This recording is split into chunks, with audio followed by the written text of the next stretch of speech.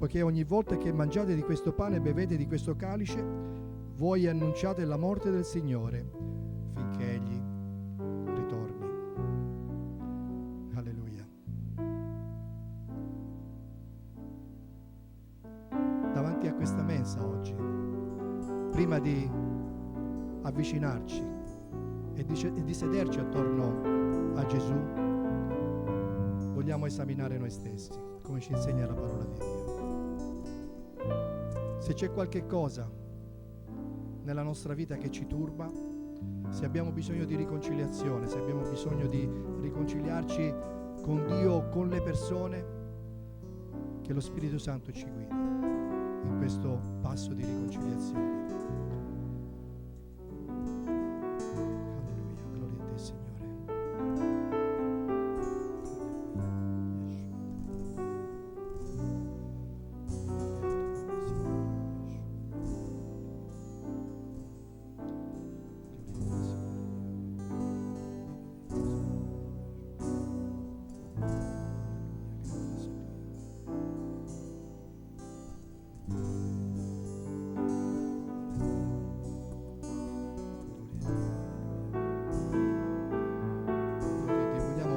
Avvicinarci e prendere il pane e il vino, ritornare al nostro posto in modo che possiamo bere e mangiare tutti insieme.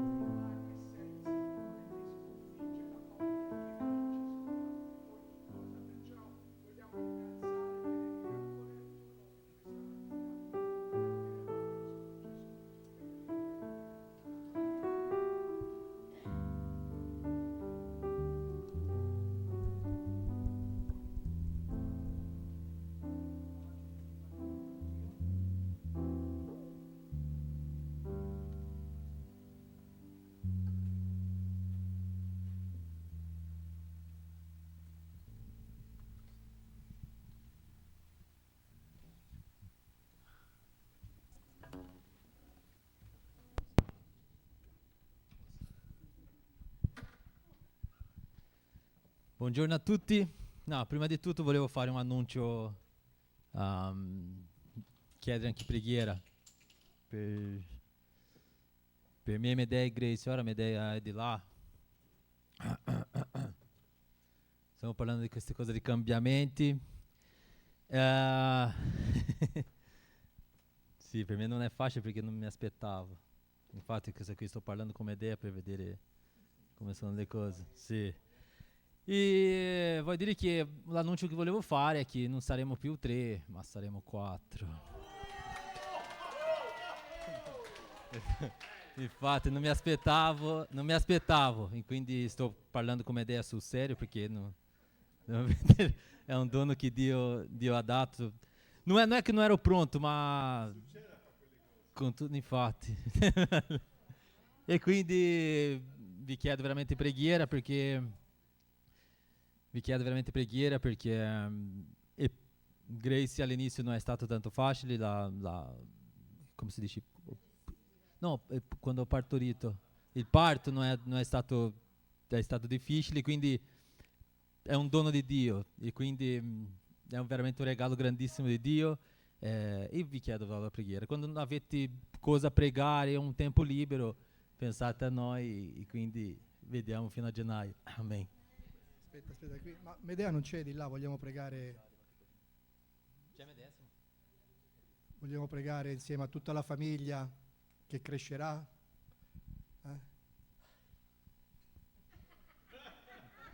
Vieni Medea. Pensavo che iniziava a dormire la notte ora. Invece... amore.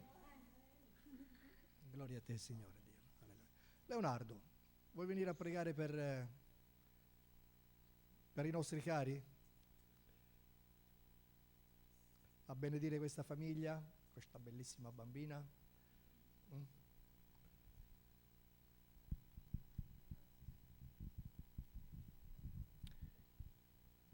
Papà del cielo, noi ti vogliamo ringraziare. Noi sappiamo che ogni buon dono viene dalle tue mani, Signore. E noi vogliamo benedire questo nuovo arrivo, Signore. Lo vogliamo benedire con gioia, con esultanza, Signore. E ti chiediamo soprattutto, per l'amore che tu hai per questa famiglia, di custodire questa gravidanza, Signore, e di custodire anche il parto, Signore. Noi sappiamo che tu lo fai perché tu hai a cuore il destino di questa famiglia. Io ti chiedo la benedizione potente su di loro, Signore, nel nome benedetto del tuo Figlio Gesù. Amen. Bene. Ora ci aspettiamo una predica con un'enfasi ancora più forte. Dio ti benedica, guidi la tua predicazione con il tuo Santo Spirito, che sia di edificazione per tutta la Chiesa. Amen. Buongiorno a tutti, che meraviglia essere qui. Dicevo a Ida che era già da tanto tempo che non condividevo qualcosa così direttamente e sono veramente contento di essere e vedere ogni faccia vostra. Aspetta, metto il cronometro. Ho preso un po' di spunti della domenica scorsa, come ha detto Emma, anche nella preghiera, nelle riunioni di preghiera abbiamo parlato un pochino della guida dello Spirito Santo, di essere sottomessi alla sua guida. Ho paragonato un pochino la mia vita anche con la vita di una delle figure più emblematiche della nostra fede, Abramo. Racconto un pochino prima la mia e dopo racconto un pochino di Abramo. Io la prima volta sono venuto 2011-2012 in Italia e quando sono ritornato in Portogallo Dio aveva messo nel mio cuore qualcosa per l'Italia, per venire in Italia. Ma io sto bene in Portogallo, ero fidanzato, pensavo che era la moglie della mia vita, pensavo che per me in Portogallo, dopo Brasile, per me Portogallo, amo Portogallo perché ho fatto una famiglia veramente grandissima, ma questa cosa che Dio mi ha messo nel cuore per l'Italia mi è rimasto un pochino così, mi è spaventato un po', perché veramente veniva forte, poi anche altre persone venivano a dirmi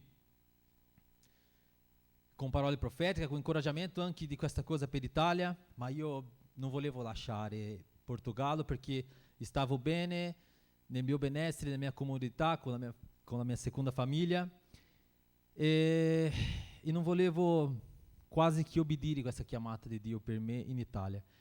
E Dio c'è tutto il suo modo, anche se siamo veramente con la testa un pochino dura, Dio muove anche le acque, le montagne e tutto di più. E per me sarebbe veramente difficile venire qui perché con la lingua è un'altra cultura e per me era veramente difficile andare nel buio, da solo, senza conoscere niente della cultura italiana, niente. Piano piano Medea è iniziata a innamorarsi di me, non io di lei di me. E quindi visto come già Dio è perfetto anche in questo. E quindi piano piano... Ah no, prima sì, infatti questo come Dio già ha iniziato a fare prima, perché quando sono tornato di qua, con quella ragazza che era fidanzata, già era finito tutto. E quindi lì già inizia a pensare, oh, c'è qualcosa qui che devo rivedere. E quindi ho pregato con i pastori in Portogallo. Dio mi ha messo anche un'idea nella mia vita che mi ha aiutato tanto veramente nella decisione anche di venire, perché io volevo portare lei via di qua. Volevo portare lei in Portogallo, ma Dio è veramente perfetto che no, se te deve andare te. E quindi mi paragono un pochino con la vita di Abramo, però voglio leggere 3 frasi che mi ha colpito Emma domenica scorsa. L'ha detto lui: siamo aperti per cambiamenti inaspettati. Io non ero. Veramente non ero pronto per cambiamenti inaspettati di quel genere, di portarmi, perché ho già avuto un cambiamento da Brasile in Portogallo e poi da Portogallo in qua, veramente mi distruggeva un po'.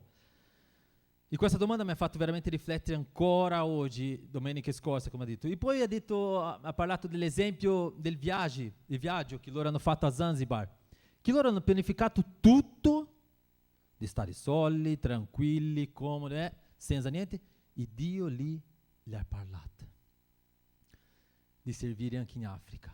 E loro, penso che, come ha detto Emma la settimana scorsa, non aveva pianificato di andare a pregare per qualcosa che... No, lì Dio ha parlato a loro. E poi un'altra frase che lui ha detto è: non ci può essere cambiamenti senza la presenza di Dio e dello Spirito Santo. E sono una prova viva anche di questo, di che veramente quando siamo sottomessi allo Spirito Santo e alla presenza di Dio nella nostra vita, sensibile ad ascoltare la sua voce, è molto più facile, diventa tutto. E quindi ora vado ad Abramo. Abramo veramente per me è veramente un esempio veramente grande. La sua vita è una testimonianza vivida di cosa significa fidarsi pienamente di Dio, anche quando il percorso davanti è incerto e impegnativo. Nella nostra vita oggi, se c'è qualcosa di impegnativo, piuttosto facciamo un passo indietro do che fare un passo avanti. Ma la storia di Abramo non è solo un racconto antico, è un specchio che riflette le nostre stesse lotte e aspirazioni nel nostro cammino con il Signore. Abramo è una testimonianza di obbedienza e fede incrollabile. Genesi 12, 1-3, leggiamo. Ora, il Signore disse ad Abramo: va via dal tuo paese, dalla tua parentela e dalla casa del tuo padre, nel paese che io ti indicherò, e io farò di te una grande nazione. Ti benedirò, renderò grande il tuo nome e tu sarai una benedizione. Benedirò quelli che ti benediranno e maledirò chi ti maledirà. In te saranno benedette tutte le famiglie della terra. Wow! Immaginiamo la scena. Abramo, un uomo che era stabilito nel suo paese, penso che era già un benestante lui. Riceve un ordine divino di lasciare tutto. La sua terra, la sua famiglia, la sua sicurezza. Non c'era un mappa dove non c'era nenhuma tabella di marcia dettagliata dove doveva andare, dove fare, cosa fare, dove andare. Solo la promessa di una terra che Dio l'avrebbe mostrato. Io penso che tante volte, come ho detto prima, succede nella nostra vita anche questo, che Dio ti chiama a fare un passo nel buio. Io faccio un esempio sempre di dare un passo per Dio e che Dio ti mette, anche quando non c'è il pavimento, Dio ti mette il pavimento. Questa è la fede veramente piena che Abramo aveva. Quanti di noi avrebbero avuto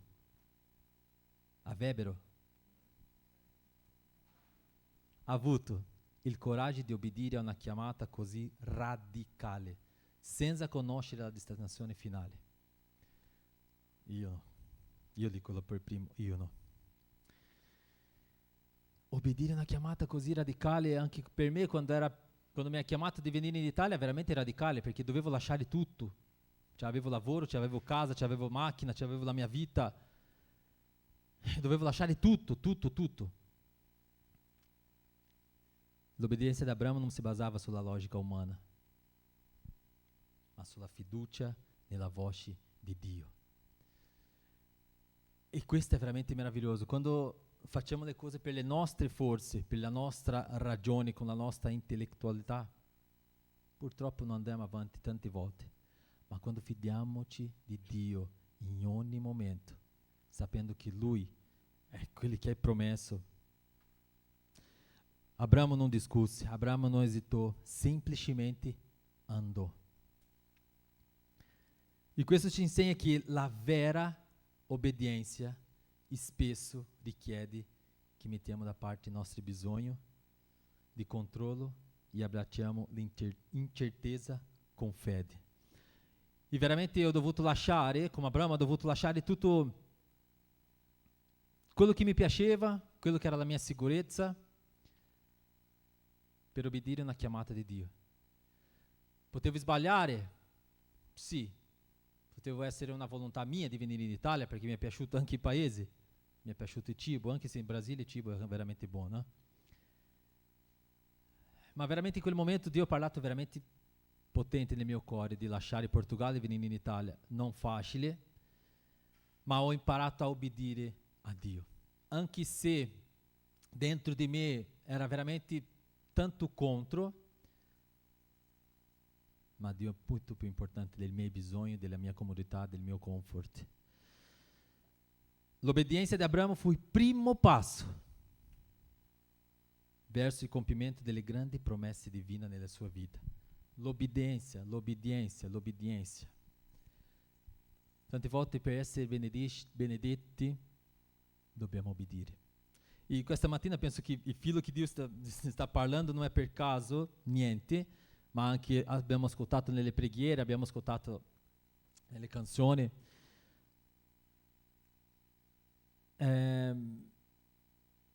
L'obbedienza è veramente un punto centrale, un punto fondamentale nella nostra vita cristiana. Obbedire alla parola di Dio. Mi piace tanto Giorgio quando dice che dobbiamo essere attaccati alla parola di Dio, perché solo essendo attaccato alla parola di Dio, meditando ogni giorno la parola di Dio, riusciamo a imparare e conoscere la volontà di Dio e obbedire a sua volontà nella nostra vita. E Abramo aveva anche una fede che vince l'impossibile. E la fede di Abramo fu messa alla prova ripetutamente, così. E una delle prove più significative fu la promessa di un figlio. Lui e Sara erano già anziani, erano già passati i tempi di avere figli. E la promessa di una discendenza numerosa sembrava umanamente impossibile. In Genesi 15, 5 e 6, leggiamo: poi lo condusse fuori e gli disse: guarda il cielo e conta le stelle, se le puoi contare. E soggiunse: tale sarà la tua discendenza. Egli credette al Signore che gli contò questo come giustizia. Anche di fronte a improbabilità, era improbabile, Abramo creduto. A sua fede non era cieca, ma una profonda convinzione nella fedeltà di Dio. Oggi vi domando anche noi, la nostra fede è così come di Abramo? Abbiamo una convinzione, una profonda convinzione nella fedeltà di Dio? Oppure quando un qualcosina di storto succede nella nostra vita già crolla tutto? Non vedeva la soluzione, ma vedeva colui che era capace di compiere l'impossibile. E questa nella nostra vita, nella mia vita, a volte è difficile di vedere la soluzione per tante situazioni, ma quando la nostra fede è in colui che è capace di compiere l'impossibile. La fede di Abramo non era solo intellettuale, ma la fede la spinse ad agire e ad sperare contro la speranza, contra ogni speranza. Ora io penso alla mia vita e possiamo pensare anche tutti noi. Quante volte ci troviamo di fronte alle situazioni che sembrano senza uscita? Malattia incurabile, difficoltà finanziaria, relazioni spezzate. E è in questi momenti che siamo chiamati ad imitare la fede di Abramo, a guardare i cieli e a confidare che per Dio nulla è impossibile. Per Dio nulla è impossibile. Ma ancora oggi abbiamo dubbio. Io, inizio da me. Ancora oggi, se mi vedo nelle situazioni un po' più difficili, ma Signore, come faccio ora? Ma Signore, se il Signore mi ha promesso, devo solo fidarmi, devo solo obbedire.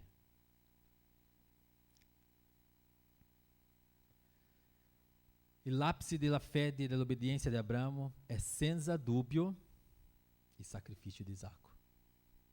Questo mi viene da piangere quando leggo ogni tanto, veramente quando leggo questi passaggi, ma il sacrificio dimostra l'amore e fiducia suprema di Abramo.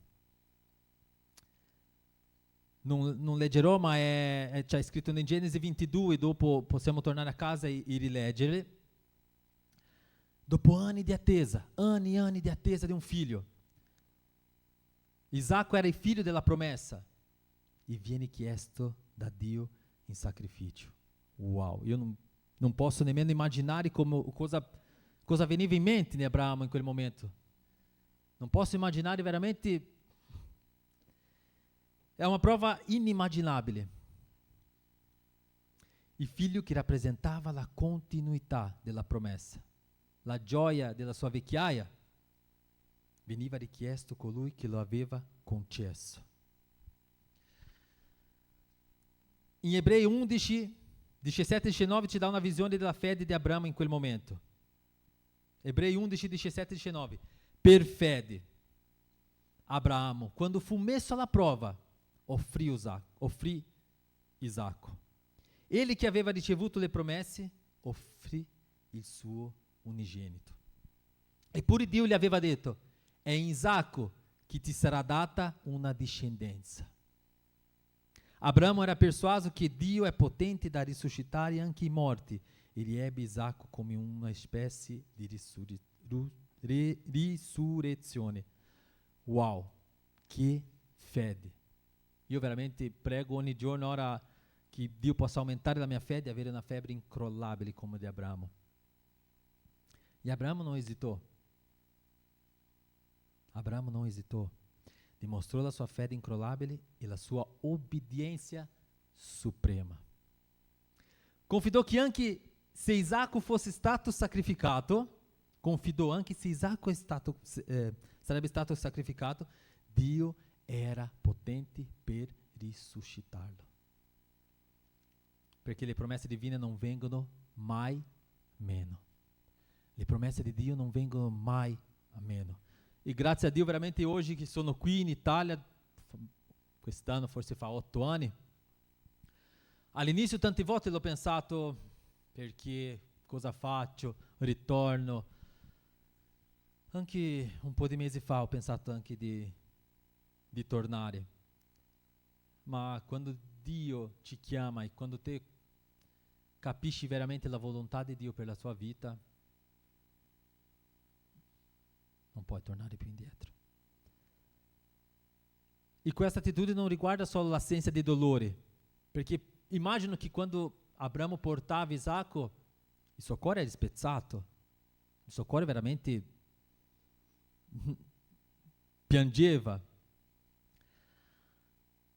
Ma la fiducia che transcende il dolore. La fiducia in Dio che transcende il dolore. A volte abbiamo bisogno di passare per queste prove per vedere dove è la nostra fede e per aumentare ancora di più la nostra fede, la nostra fiducia in Dio.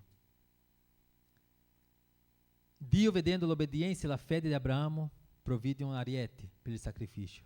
Ariete si dice? Riaffermando la sua fedeltà e benedicendo Abramo in modo ancora più abbondante. Uau! L'obbedienza e la fede, Dio ti benedice. Con l'obbedienza e fidandoti pienamente di Dio, Dio ti benedice. A volte noi vogliamo il nostro benessere, quello che è meglio per noi. No, Signore, ma questo no, io voglio quello. No, ora non mi mandi là, perché lì ci sono dei serpenti, ci sono dei... No, no, no. E è veramente meraviglioso quando Abramo, senza dire niente, e come ha detto ma domenica scorsa, non è stato un uomo perfetto, però l'esempio della fiducia e obbedienza a Dio, di confidare veramente in Dio, è veramente meraviglioso. La vita di Abramo ci offre tante lezioni preziose per il nostro stesso cammino di fede. Io ho preso alcuni punti per me, che mi ha parlato a me per primo, e voglio incoraggiarvi e condividere con voi. L'obbedienza è come un frutto della fede. La vera fede si manifesta nell'obbedienza. Non possiamo dire di fidarci di Dio se non siamo disposti a seguire i suoi comandamenti, anche se non comprendiamo pienamente. A volte vogliamo seguire i comandamenti di Dio quando sappiamo già cosa succederà lì davanti. Quando Dio mi ha chiamato in Italia, lo sapevo già che era in Italia, non era un buio totale, ma sapevo che era in Italia. Sapevo che era qui vicino, perché c'era anche Medea, poi, ma a volte è veramente meraviglioso questa obbedienza. E è nella nostra fede che si manifesta, la vera fede si manifesta nell'obbedienza, e questo è veramente meraviglioso. È una fede che genera pazienza. Questo sto lavorando tanto nella mia vita. Abramo aspettò anni per il compimento della promessa. E la fede ci rende capaci di perseverare e di confidare nel tempo di Dio e non nel nostro tempo. È il tempo di Dio. Io volevo già tante cose che succedevano nella mia vita, io volevo già così subito, perché io sono così che a volte non riesco ad aspettare tanto tempo, volevo sempre fare il mio modo. E sto lavorando che la fede ci rende capaci di perseverare e confidare nel tempo di Dio. La fede che vince l'impossibile. Non ci sono limiti a ciò che Dio può fare nella nostra vita. Ascoltate bene, non ci sono limiti a ciò che Dio può fare nelle nostre vite, se solo abbiamo il coraggio di credere. La fede che porta al sacrificio.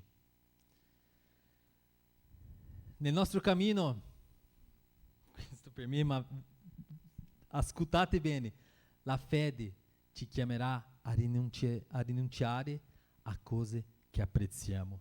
Vi dico anche per me stesso, la fede ci chiamerà di rinunciare a cose che apprezziamo.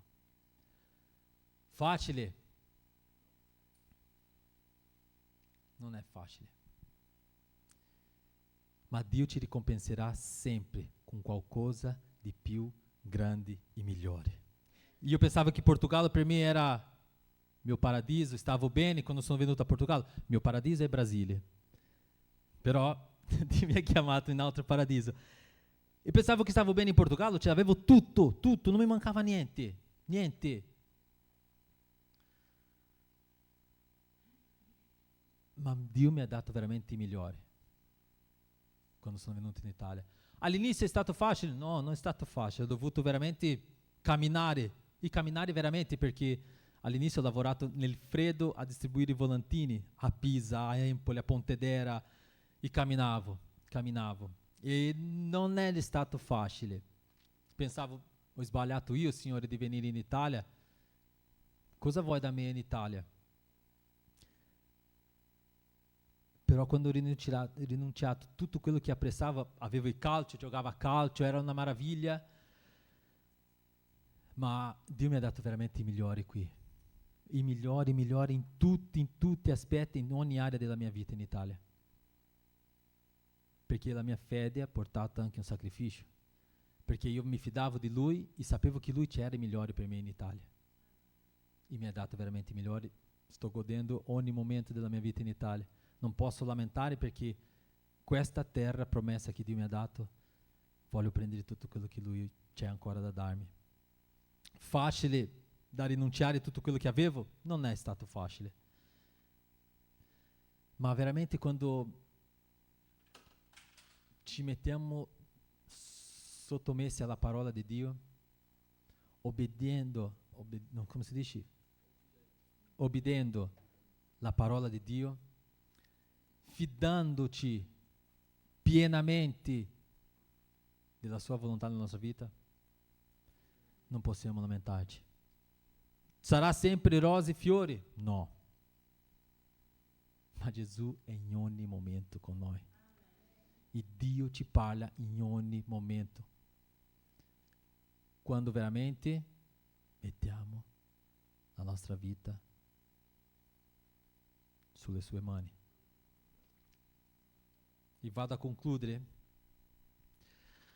Abramo non fu un uomo perfetto, ma fu un uomo di fede e obbedienza esemplare, almeno per me. E che la sua storia ci ispiri a esaminare la nostra stessa fede ogni giorno. Stiamo davvero confidando in Dio in tutte le aree delle nostre vite. Ci stiamo davvero confidando in Dio in tutte le aree della nostra vita. Siamo pronti a obbedire alla sua voce, anche quando il percorso è incerto? Non volevo dire, ma stiamo attraversando un momento, un'altra volta di dire, però, questo momento particolare, tra virgolette, nella Chiesa, di cambiamenti, di sistemazioni, ordini, queste cose qua. Ognuno di noi, non solo quello che o fa qualcosa, ma ogni membro di questa Chiesa, stiamo pronti a obbedire alla sua voce, anche quando il percorso è incerto, anche quando ancora non vediamo le soluzioni davanti? Siamo pronti a obbedire senza esitare, senza bubulare, si dice? L'ho sentito così agire. Senza mettere alla prova quello che Dio sta dicendo. Quando mi ha chiamato in Italia ho fatto tutto questo. No. Ma oggi, che siamo qua, e stiamo vivendo insieme tutta questa cosa qui, e siamo pronti a obbedire alla sua voce, anche quando ancora il percorso è incerto? Che possiamo, come Abramo, essere chiamati amici di Dio. Io voglio essere chiamato amici di Dio, per la nostra fede e obbedienza. Che la nostra vita sia una testimonianza del potere e della fedeltà di colui che ci ha chiamati dalla tenebre alle sue meravigliosa luce. Perché dobbiamo essere luce fuori, non luce qua. Qui abbiamo tante luci. Ma in questo mondo che crolla, dobbiamo essere luce. Dobbiamo dimostrare veramente che abbiamo Cristo in noi. Io dico sempre, con me potete scherzare, con me potete prendere in giro, a me potete fare quello che vi pare. Ma quando sono con le cose di Dio, quando sono con le cose per il Signore, per favore, non giocare. Non giochiamo con le cose di Dio. Con me potete fare tutto o che volete, ma quando parliamo di quella croce, fuori loro ci guardano. A ognuno di noi diamo per scontato che loro ci guardano, perché forse pensiamo, ah no, quello non mi guarda, ma là fuori stanno guardando. E dobbiamo essere attaccati alla parola, dobbiamo essere pronti a obbedire alla sua voce, perché non siamo chiamati anche di fare qualcosa dentro la chiesa, ma la chiesa poi siamo noi fuori. E la sua luce, non la mia luce, ma la sua luce deve risplendere fuori. Loro devono guardare non me, perché sono debole, sono tutto di più, ma loro devono guardare Gesù in me. Io devo fare la differenza con Gesù, non Memo non fa la differenza, perché io non faccio la differenza a nessuno. Anzi, forse peggiora le situazioni. Ma quando sono sottomesso alla sua parola, quando obbedisco alla sua parola, quando ho fiducia in colui che mi ha promesso, niente è impossibile. Amém?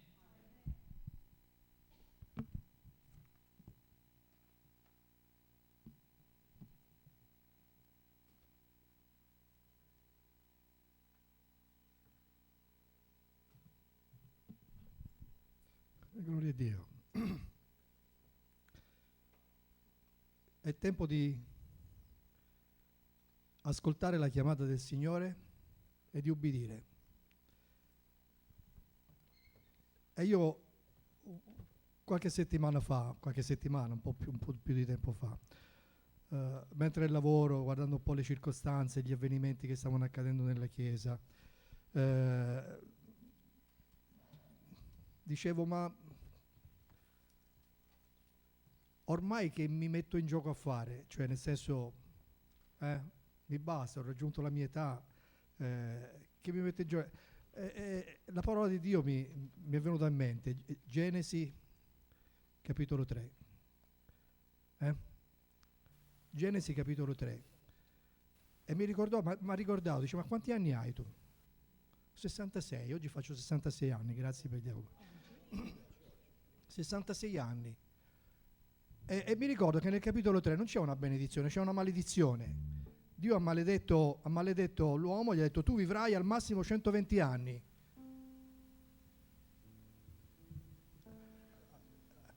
Ecco. E allora qualcosa mi diceva dentro, dice guarda che in teoria, in pratica, io non ti ho detto che stai per morire, ti ho detto che io ti ho benedetto per vivere fino a 120 anni. Non so se vivrò fino a 120 anni, ma questo per dire che noi dobbiamo prendere la promessa del Signore e farla nostra, indipendentemente dall'età che abbiamo, indipendentemente dalla circostanza che noi pensiamo di avere. Quanti anni hai? 15? 20? 9? L'età di Andrea? Quando il Signore ti chiama, quello è il momento giusto per te. Quello è il momento giusto per te, né prima né dopo. Afferra la benedizione. Afferra la benedizione di Dio. Perché Dio non usa uomini che stanno in panchina. Li vuole tutti sul campo. Tutti sul campo, a qualunque età. Tutti. E io, dopo aver ascoltato la predica di Memo, volevo dire e volevo fare un appello. Non vi chiamerò qui davanti, ma che ognuno di noi veramente dica al Signore: Signore, se hai bisogno di me, io ci sono. Qualunque sia l'età, qualunque sia la tua condizione, Dio si è servito di bambini, si è servito di anziani, ha cominciato un'opera con Sara che aveva 90 anni per avere nazioni. 90 anni, tanti anni, per crescere un bambino, per vedere generazioni davanti a sé. Alla parola del Signore, se ubbidisci, Dio può fare esattamente quello che ha promesso per la tua vita. Vogliamo alzarci tutti quanti in piedi? Alleluia, gloria a te Signore, alleluia. Benedetto sei tu Signore. Alleluia, gloria a te Signore Dio. Alleluia, benedetto sei tu Signore. Alleluia, Yeshua, benedetto sei tu Signore, alleluia, alleluia. Eccomi sola